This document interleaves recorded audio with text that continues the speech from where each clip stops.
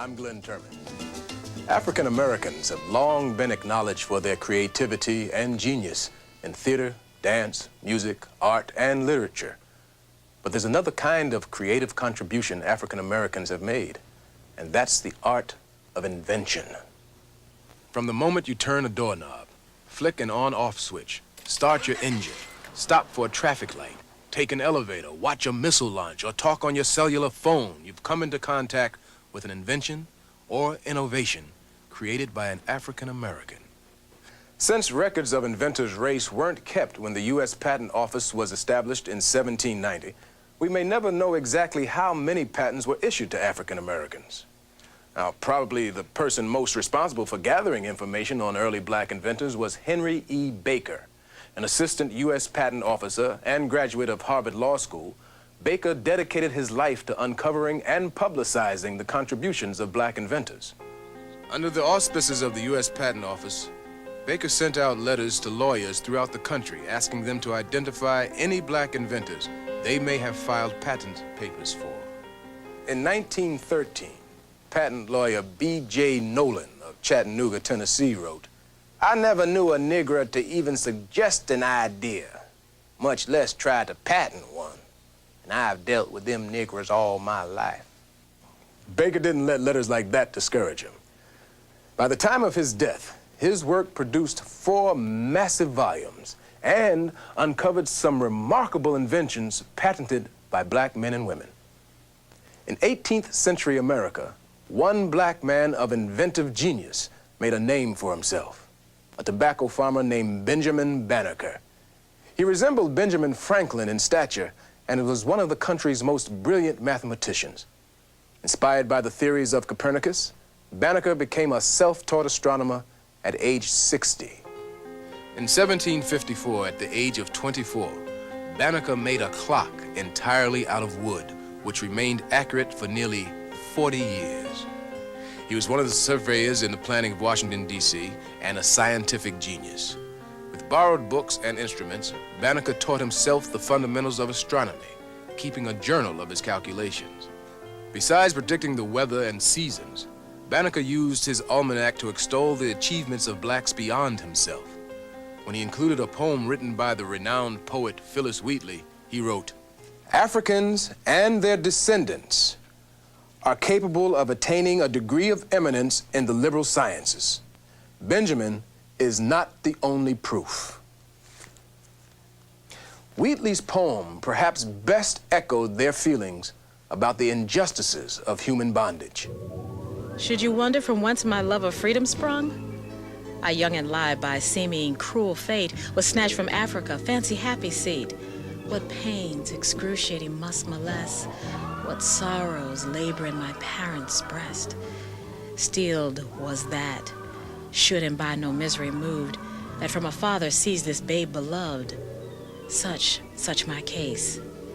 And can I then but pray, others may never feel tyrannic sway.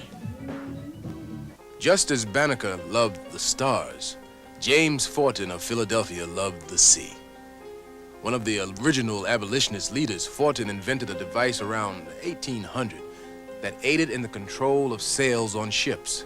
He amassed a fortune, built his own sail factory, and worked on the Underground Railroad helping slaves to escape. There's an African proverb that says, "As the wound inflames the finger, so thought inflames the mind." And despite their circumstances, slaves created a number of inventions before the Civil War. Until they were considered citizens, however, African-American inventors were ignored, prohibited from securing patents, or slave owners took credit for their discoveries. Such was almost the case of Benjamin Montgomery of Virginia, who invented a propeller specifically designed for river steamboats. Montgomery was owned by Joseph Davis, brother of Jefferson Davis, the future president of the Confederacy. Now, when the brothers tried to patent Montgomery's propeller, Attorney General Jeremiah S. Black enacted a decision in 1858 that prohibited owners from doing so. As a result, any slave invention during the next 12 years went undocumented. Before the Civil War, a free black man named Norbert Rillo from New Orleans revolutionized the sugar industry in a bittersweet story. Born on a plantation and educated as an engineer in Paris, Rouleau gave the world its biggest economic sugar fix. Making sugar by the slow, dangerous kettle method inspired Rouleau to find a better way. And on August 26, 1843, he received his first patent for his sugar refining process, or the multiple effect vacuum evaporator, which turns sugar juice into a fine grade of white sugar crystals. Rouleau became a wealthy and influential man in New Orleans, but was still subjected to oppressive race laws. When he was told he'd have to carry a pass to move about the city, Rouleau decided to leave America forever and return to France. France's gain was surely America's loss.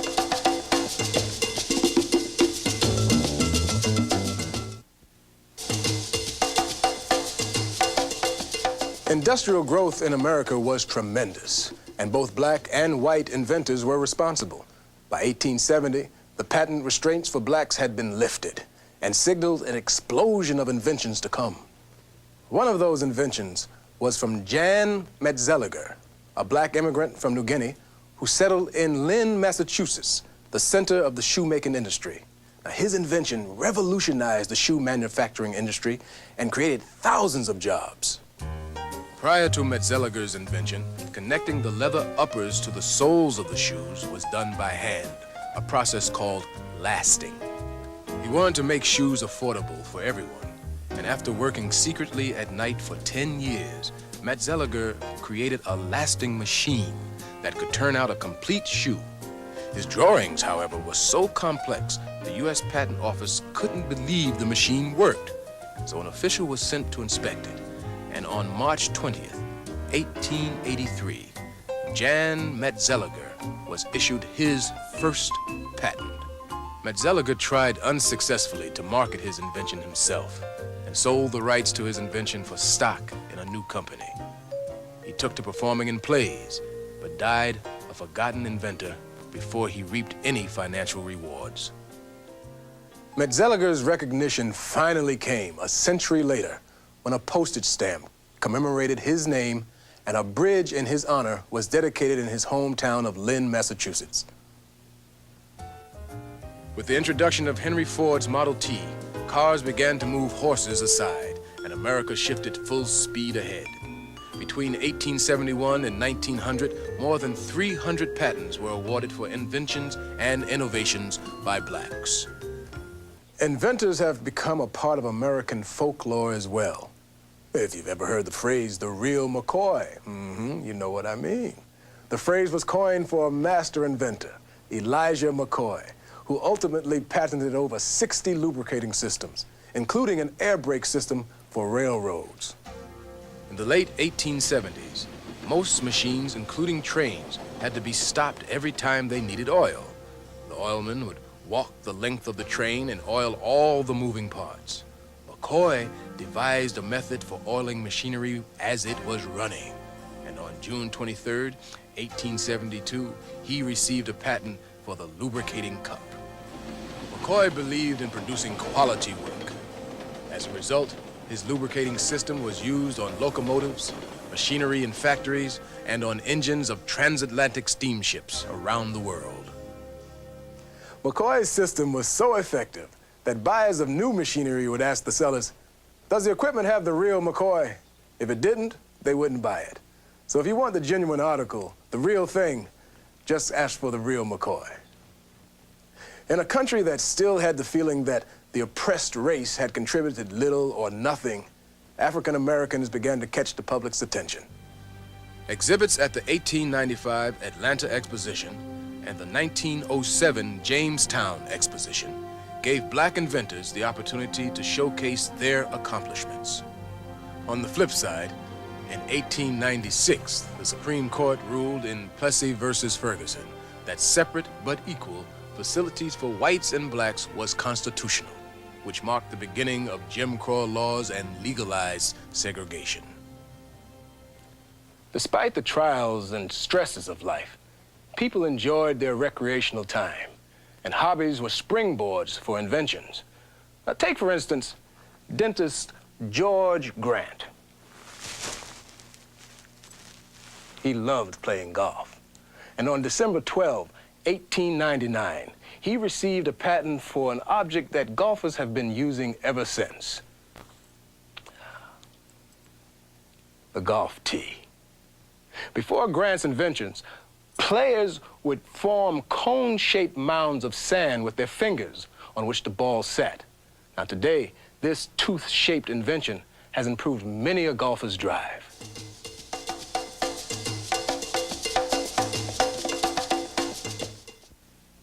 Just as today's technological revolution celebrates the super information highway, the second half of the 19th century centered around its new age power, electricity. In every school book, the name of Thomas Edison and Alexander Bell are imprinted in our minds. But recognition for their distinguished African-American colleagues, Granville T. Woods and Lewis Latimer, is long overdue.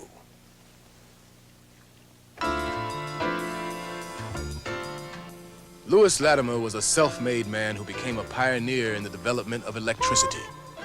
He drafted the original plans for Alexander Bell's telephone and made significant contributions to the success of both Thomas Edison and Hiram Maxim, Edison's competitor.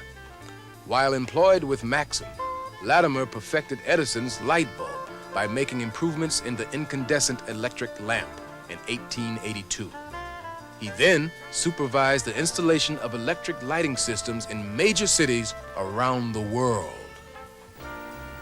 Known as the Black Edison, Granville T. Woods was an electromechanical genius.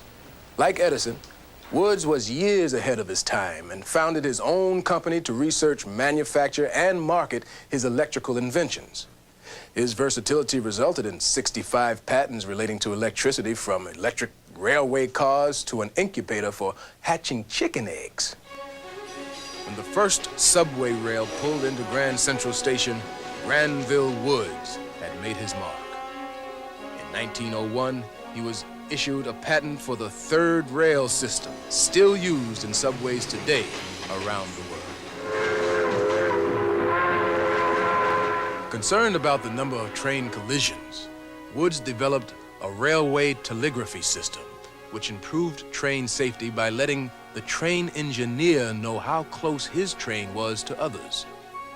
And in 1899, he received a patent for an amusement apparatus. Woods' two-track ride, originally invented for indoors and outdoors, evolved into what we now know as the roller coaster.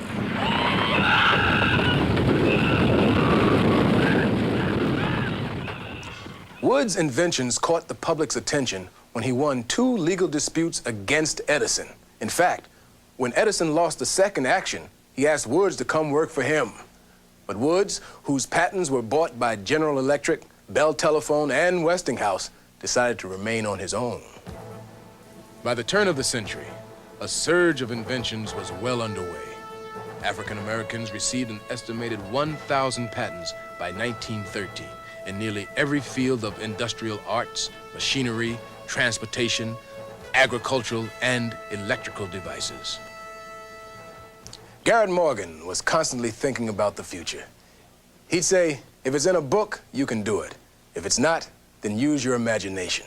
And despite having only a 6th grade education, Morgan's inventions, the traffic signal and the gas mask, became 2 of the world's most significant safety-related devices. On July 25th, 1960, an explosion rocked a mining site. 3 rescue teams died attempting to save the miners. But Garrett Morgan, wearing an invention he called a breathing apparatus, entered the toxic mine and pulled the surviving men to safety. Morgan's invention came to rescue again during World War I, when British and U.S. troops needed gas masks to fend off Germans' newest weapon, poison gas. Back in the States, city traffic was hazardous. Morgan witnessed a terrible accident and developed the first illuminated traffic signal, which alerted drivers to proceed with caution. Garrett Morgan received his patent on November 20th, 1923, which he later sold to the General Electric Company for $40,000. His system was used until it was replaced with the automatic electric traffic lights we have today. Like inventors, African-American scientists have made phenomenal contributions as well. Grammy-winning composer Stevie Wonder even wrote a song about one of them. Dr. George Washington Carver, best known for his work with the peanut and its 300 or more derivative products, which include instant coffee, bleach, tan remover, metal polish, paper, ink, shaving cream, rubbing oil, linoleum, paint, and plastic. Carver was a man on a mission. A scientific genius, Carver felt a deep affinity for farmers and convinced them to grow diversified crops, such as peanuts, pecan, and sweet potatoes, in place of one crop, cotton, to re-nourish their soils. A deeply spiritual man, Carver also obtained fame as an artist. His varied interests led to his close friendship with Henry Ford, who shared his fascination with synthetic rubber. Carver's research as an agricultural chemist won him international acclaim. When Carver died in 1943 in Alabama, the governor and crowds of people came to honor him. The U.S. Postal Service issued a memorial stamp for the man who was dubbed the Savior of the South. Madam C.J. Walker became a millionaire as a result of her hair care products. And although she didn't patent any of her products, she was a pioneer entrepreneur and an inspiration to women around the world. In 1885, Sarah Good received her patent for a folding bed, a forerunner of today's sofa bed. Sarah Boone was issued a patent in 1892 for her improvement to the ironing board. Alice H. Parker wanted to warm each room in her building with centralized heating and received a patent for her improvement on the heating furnace in 1919. And Harriet Bradbury patented her torpedo discharger for submarines in 1943. Ellen Elgin, who patented a financially successful clothes wringer in the 1880s, sold her device to an agent for $18. Elgin's feelings mirrored a long-standing practice of black inventors, both men and women, who chose to sell their inventions to whites or white-controlled corporations for fear of their inventions losing value if their true identities were known.